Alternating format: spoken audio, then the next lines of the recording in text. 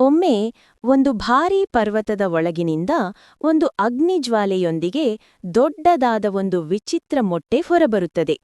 ಭಯಗೊಂಡ ಹಳ್ಳಿಯವರು ಇದು ಅಪಾಯಕರವಾಗಿರಬಹುದು ಎಂದು ಆ ಮೊಟ್ಟೆಯನ್ನು ಹಳ್ಳಿಯಿಂದ ದೂರದ ಕಾಡಿನ ಕಡೆ ತಳ್ಳಿಬಿಡುತ್ತಾರೆ. ಆ ಮೊಟ್ಟೆ ಕಾಡಿನೊಳಗೆ ಹೋಗಿ ಒಂದು ಹಳೆಯ ಗುಹೆಯ ಬಳಿ ಬಿದ್ದು ನಿಲ್ಲುತ್ತದೆ.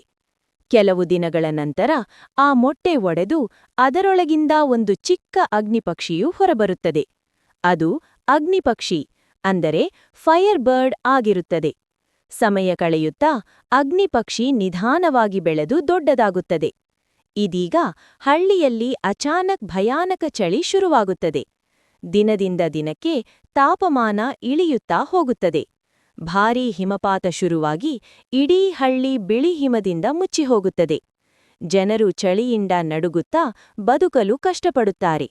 ಅದೇ ಸಮಯದಲ್ಲಿ ಅಗ್ನಿಪಕ್ಷಿ ಹಳ್ಳಿಗೆ ಬರುತ್ತದೆ. ಹಳ್ಳಿಯವರ ಸಂಕಷ್ಟವನ್ನು ನೋಡಿ ಅದರ ಹೃದಯ ಕರಗುತ್ತದೆ.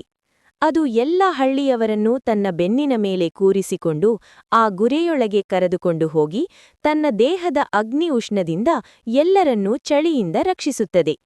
ಹಳ್ಳಿಯವರ ಜೀವ ಉಳಿಯುತ್ತದೆ. ಆದರೆ ಅಗ್ನಿಪಕ್ಷಿಯ ಕಣ್ಣಲ್ಲಿ ಕಣ್ಣೀರು ಹರಿಯುತ್ತಿರುತ್ತದೆ, ಏಕೆಂದರೆ ತನ್ನ